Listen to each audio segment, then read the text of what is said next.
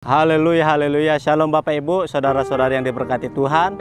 Ketemu lagi dengan saya, Pendeta Sophan Sophian Sehan. Hari ini saya akan membagikan firman Tuhan dari Markus pasal 6 ayat 45 sampai 52. Saya akan membacakan bagi kita semua judul perikop Yesus berjalan di atas air. Sesudah itu Yesus segera memerintahkan murid-muridnya naik ke perahu dan berangkat lebih dahulu ke seberang Betseda. Sementara itu ia menyuruh orang banyak pulang. Setelah ia berpisah dari mereka, ia pergi ke bukit untuk berdoa. Ketika hari sudah malam, perahu itu sudah di tengah danau, sedang Yesus tinggal sendirian di darat. Ketika ia melihat betapa payahnya mereka mendayung karena angin sakal, maka kira-kira jam 3 malam ia datang kepada mereka berjalan di atas air, dan ia hendak melewati mereka. Ketika mereka melihat dia berjalan di atas air, mereka mengira bahwa ia adalah hantu, lalu mereka berteriak-teriak sebab mereka semua melihat dia, dan mereka pun sangat terkejut. Tetapi segera ia berkata kepada mereka, "Tenanglah, aku ini, jangan takut." Lalu ia naik ke perahu mendapatkan mereka, dan angin pun redalah. Mereka sangat tercengang dan bingung, sebab sesudah peristiwa roti itu mereka belum juga mengerti, dan hati mereka tetap degil. Bapak Ibu Saudara yang diberkati Tuhan, jemaat yang dikasihi oleh Tuhan, firman Tuhan ini berbicara di mana pada waktu itu Yesus memerintahkan para murid untuk pergi dahulu ke tempat Bethesda, di mana ketika itu Yesus baru selesai melakukan pelayanan, dia memberi 5.000 orang makan. Lalu Yesus memerintahkan untuk terlebih dahulu para muridnya pergi menyeberang.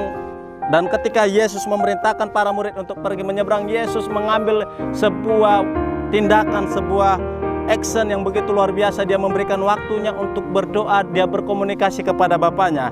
Dan ketika Yesus melihat para murid sedang dalam masalah, di mana angin sakal ada di tengah-tengah danau, lalu Yesus mendatangi para murid. Lalu ketika para murid melihat Yesus berjalan di atas air, mereka sangat khawatir, mereka sangat terkejut, dan mereka mengira itu adalah hantu. Bapak Ibu Saudara-saudara yang diberkati Tuhan, firman Tuhan ini apa yang perlu kita ambil, apa yang perlu kita renungkan? Yang pertama adalah mari kita tetap taat untuk apa yang Yesus perintahkan. Amin.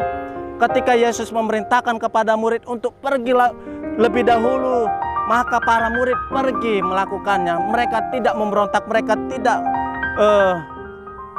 tidak mau melanggar apa yang Yesus perintahkan. Yang kedua, ketika para murid dalam masalah, mereka mengandalkan kekuatan mereka, mereka khawatir, mereka mengandalkan logika mereka.